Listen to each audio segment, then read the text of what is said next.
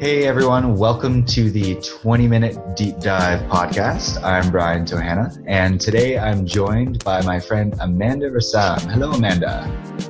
Hi, how's it going, Brian? Wonderful. I love getting to spend 20 minutes deep diving with people. It's like such a permission slip for me to just be like, ask the questions that I want to ask.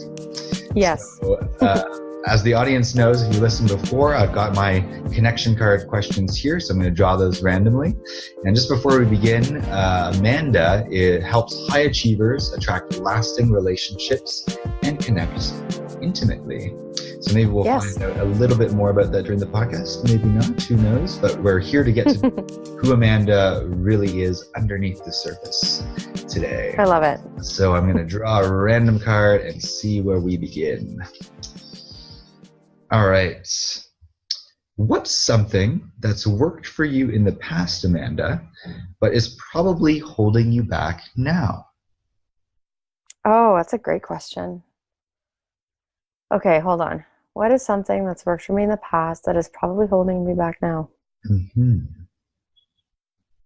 Oh, wow. That's like, I'm stumped. Okay, I need either a moment or some prompts. Let's see. Yeah, this is a tricky one. Yeah, it's like almost like I have to revisit the past and the present. Yeah, something that maybe like got you to where you are today, but that now like is just not serving you as much as it used to, and you need to change things. Oh, okay. I just came up. Okay, so I think that in the past I have been really good at following systems. So being a very, like, I guess, that high achiever, being able to really follow the academic route and really understand kind of like, you know, by doing A and B, I will get C. And so being able to follow a direct path to an end result. And right now I'm finding that there are a lot of formulas that exist, and there are a lot of like suggestions and roadmaps that people have offered. And really the only thing that will get me to that end result is just trial and error and continuing to put myself in positions of action, and, you know, basically being open to the opportunities that I didn't even know were there. So by staying too close to the roadmap, by staying too close to the plan, it's like, what am I potentially missing? What other opportunities or miracles are out there that I'm blind to if I'm still just like, you know, tunnel vision with the plan? Wow, good one. I love that. And so I knew there was something in there. About your journey into entrepreneurship as well. Is that kind of? Oh, totally. Yeah. Absolutely. The audience doesn't know, but like I love reading Amanda's Instagram posts. So there's like every time I read them and you're so consistent with them, I imagine that's like an example of, do you have like a system that you use for creating and then putting out content? Sort of. And also, thank you so much.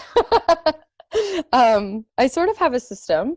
I want to make sure there is a theme. Like, I don't want to just, for a little while when I first started, I was just kind of like, you know, I'll just be myself and that will attract who I want to, you know, help. But I found by just putting up whatever I was feeling that day, it wasn't clear what it was that I was doing. It wasn't really calling people to action to say, hey, this is what I offer and this is how I can help you. It was just kind of like, here are some leadership quotes. Like, it wasn't really enough. And so I became a little bit more systematized with that. But there were days that I remember I'm going to write a post and I'm like, oh, today I'm scheduled to write this because the day before I posted this, but I'm like, I'm so uninspired to write this right now. So like, why would I put something out there that I'm not inspired to write? Like, I'll just save this for another day when I feel that will fit in my creative flow. Absolutely. I have struggled with the exact same thing, that balance between planning. You're going to have the best strategic plan ever, but you just can't force yourself to write an uninspired post. God, no. Right? Yeah, totally. What is your greatest fear and why?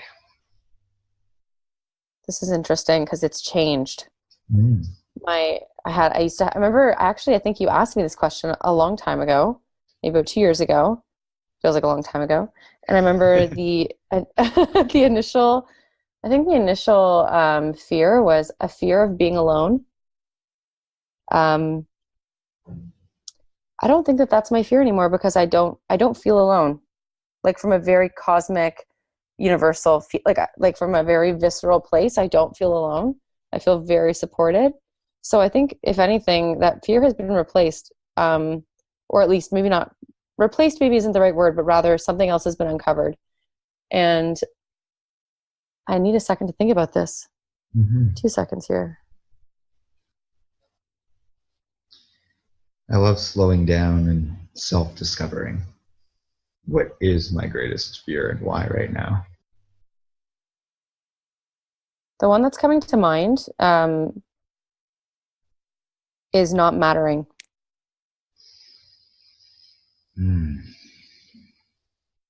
So one thing as well is that my intuition and my unconscious really speaks to me very quickly. So I sometimes am like, oh, that answer came up really fast. Maybe I'll just wait a second. But then it's like, nope, that's the same answer. Yeah, it's So, like we yeah. want to check in with ourselves and be like, oh, is that the one? And then it's like you get the yes. Yeah, exactly. Totally. And it's kind of like in the past, I would say like intuition or like unconscious mind, tell me what is the answer to this? And it would come up so fast. I'm like, okay, that can't be it. That was too obvious. And then I'm like, it's so obvious because it's what I already know, right? But I was actually reflecting on this last night. It was like, where do I put my addictive energy? I believe that everybody has quote unquote addictions. They're just ways that we cope with like thoughts and emotions that we don't know necessarily how to manage or how to acknowledge. And looking at the things that I spend a lot of time, or I guess like waste a lot of time in or waste a lot of energy in, it tends to be because there's a deep-rooted feeling of being really, really bored, like being afraid of being bored. And when I asked myself, I'm like, what's wrong with being bored? What's wrong with not having anything to push, anything to do, anything to move forward?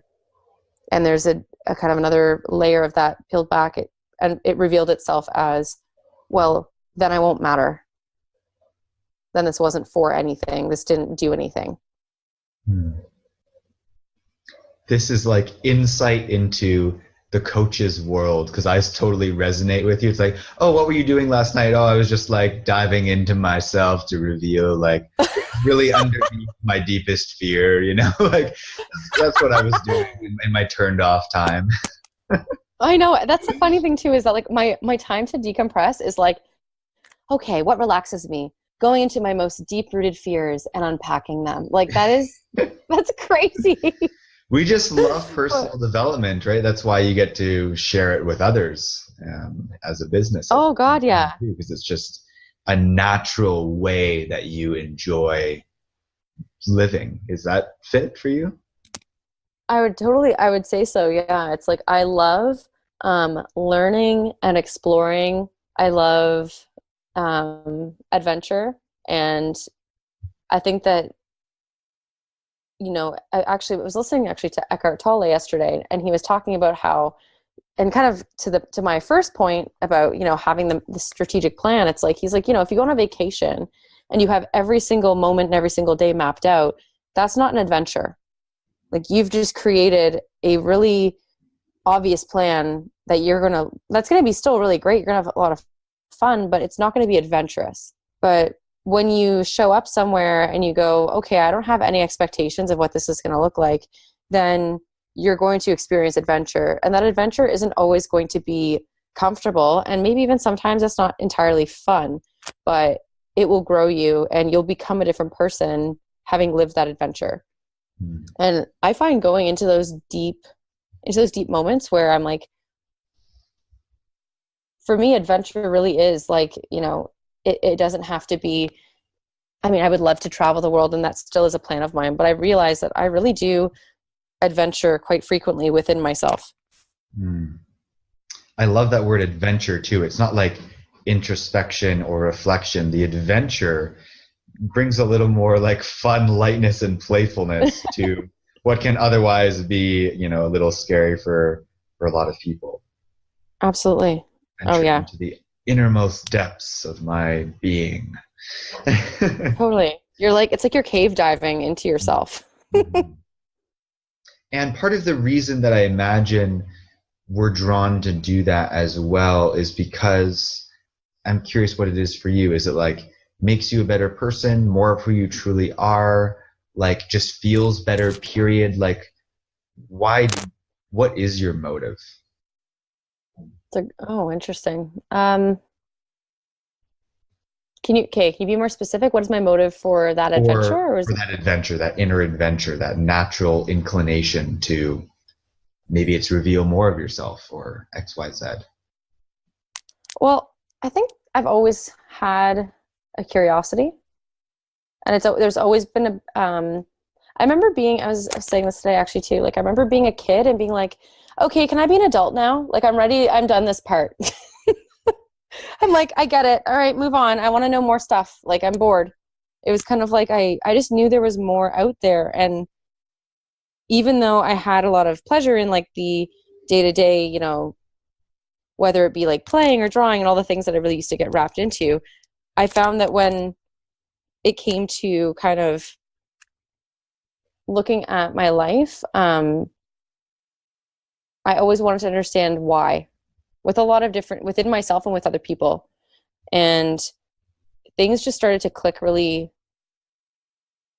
I don't want to say easily, but they felt easy for me when I was young, like even from a young age, just like watching other people and having an empathic understanding of what they were going through and why. Mm. And I even remember finding at one point, I don't know, like I was probably in my teens or, early 20s and thinking like, oh, I get people, like people make perfect sense to me. But consistently that was not the case. I think that I really misread a lot of situations and made a lot of really assumptions and almost like from a place of like this, like being on a higher pedestal. And I think that ever since I started really looking at taking responsibility for all of who I am, it's really humbled me in a really nice way that I feel a lot less pretentious and a lot more human and a lot more real. It reminds me that there's always more to learn and that perfection is absolute bullshit. And that's something that I really,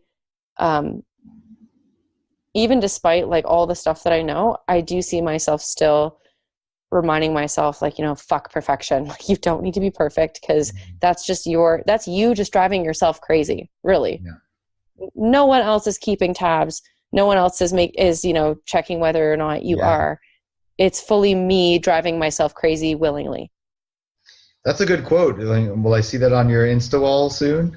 Perfection. I You I think I'm driving going to do yourself that. crazy. Yeah, it totally is. Yeah. Yeah, I think I'm going to have to add that one. There's so many good quotes by other people that I love just referencing them because I'm like, I think that so many other people have said so many really concise and easy things to understand. And sometimes I feel like you can't create a quote by creating a quote. It just has to come out of your mouth. Yes. Yes. All right. Next two questions I'm going to ask you together. You can answer them separately or maybe they intertwine for you. I just pulled them randomly. Cool. And I see a little bit of a link. So I'm curious if it will link for you or not. Cool. When have you felt the most seen in your life? And the second question is, what would you like to be acknowledged for? So they could be very different, or maybe there's some interconnection there. Okay. Cool. I'm going to answer them separately because I don't know that they go together necessarily. Go for it. For me yet. Okay. So the first question was, when have I felt the most seen in my life? Mm-hmm.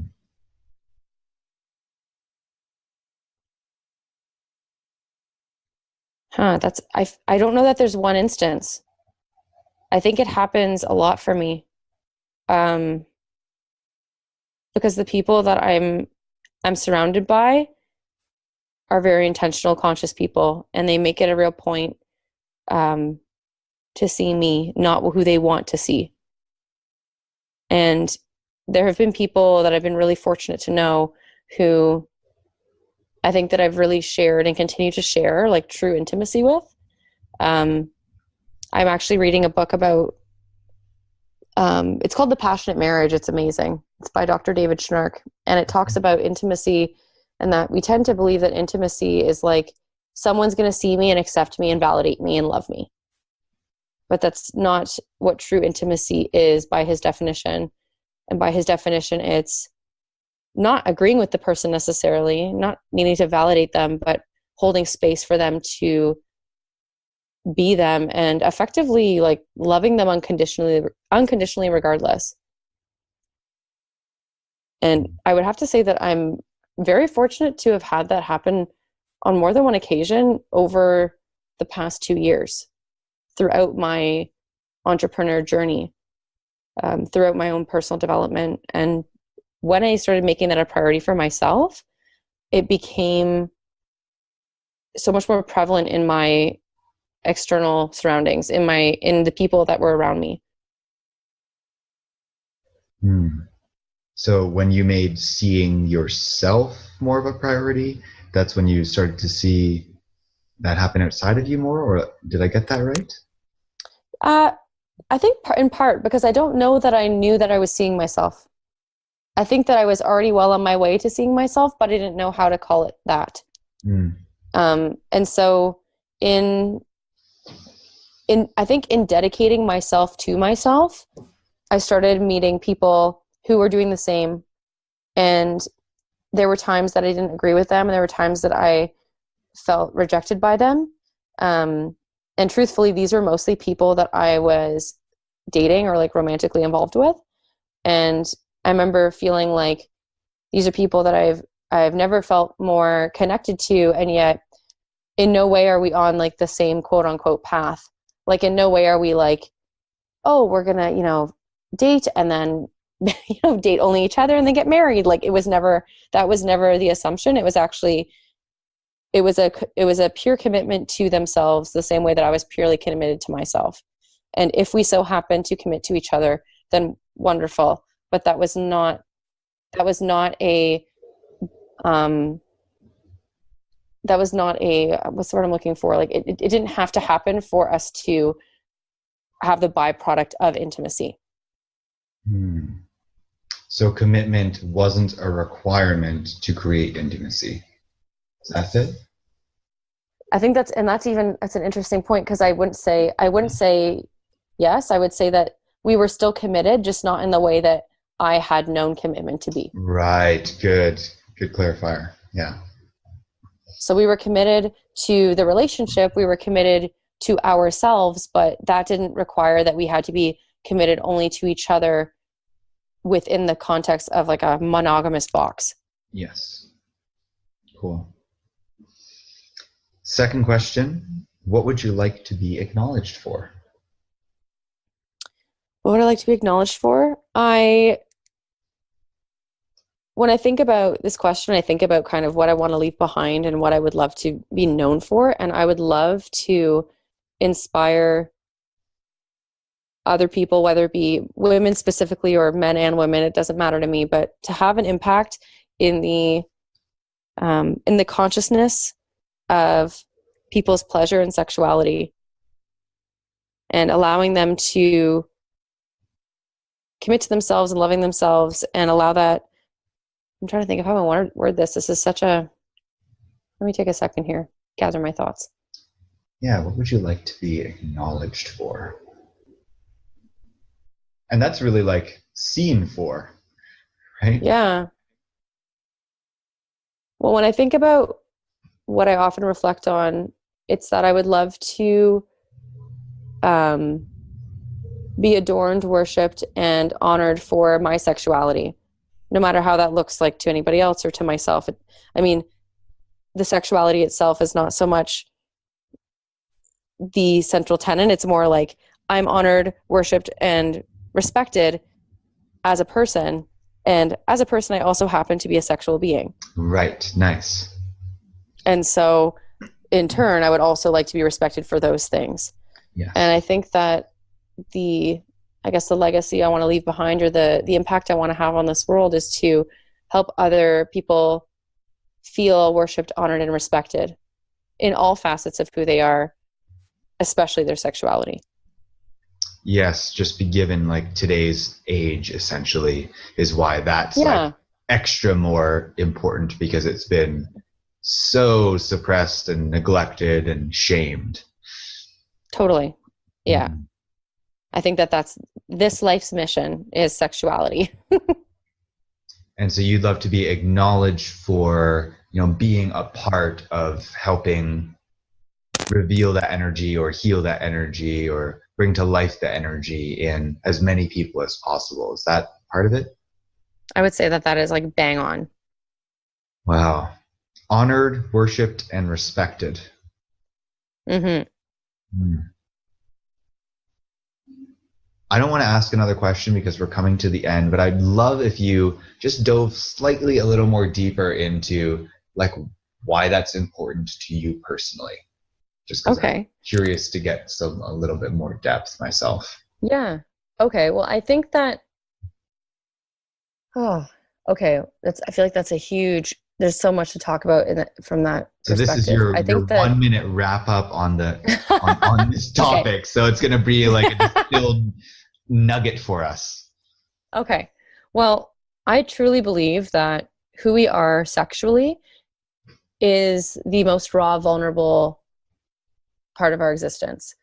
From a perspective of like, from an evolutionary perspective, like quite literally, this is what makes us human. Like in order for you to have existed, someone has had sex.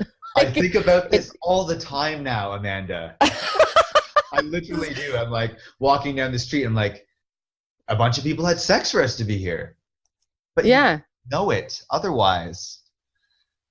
Yeah. And it's something that it's like, how can we, if we cannot look at the most natural, fundamental part of our evolution and be okay with it, then how can we allow for evolution in other ways of our being? Thank you.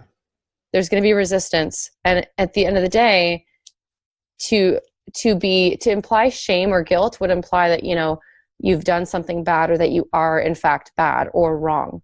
As an energy, as a person, shame implies I am bad. And to have shame surrounding sex implies that your existence, the beautiful miracle of your existence, was bad. Yeah. And how does that limit people in contributing and changing other people's lives and having impact and having meaning within this lifetime, if they're constantly fighting that demon? Yes. Thank you, Amanda. This has been a real pleasure getting to know you in a new way, even though we already know each other a little bit. And I want to end by almost rephrasing your bio just in my own way. Is that okay? Oh God, yeah, go for it. So yeah, Amanda helps people worship, honor, respect, bring to life, and appreciate who they are. And who they are is also their life force, sexual energy. And you are, I don't know what the word trailblazer came to my mind, and putting yourself out there. You talked about some vulnerable posts that you've made in the past already. And so, we're forced to be, or we get to be leaders or role models in what we're practicing is what we preach, right? So really cool to have leaders like yourself standing for what they believe in as a way of helping give other people permission to do the same. Oh gosh. Thank you so much, Brian. I, behind my leadership and trailblazing are people following, right? If I was just trailblazing by myself and no one's following my trail, then it's not really doing much. So having your support and having a tribe of people who are behind my mission is what helps me fuel what I'm doing. So thank you. There you have it, everyone. That's Amanda Rassam. You can check her out, amandarassam.com. The link will be in the description. As you know as well, we've got connection cards that I use for the podcast. We're modifying them slightly to also help people build and practice communicating empathetically, which is really, really exciting in addition to the question cards. So you can check us out. Our Kickstarter campaign ends April 1st, although the cards will be for purchase long after that as well, which is very exciting. So if you'd like to bring more connection into your life and be a part of bringing more connection to the world in general, we'd love if you checked out our campaign at connectioncards.ca. Thanks so much, Amanda, for being on, and thanks everyone for listening. We'll see you next time.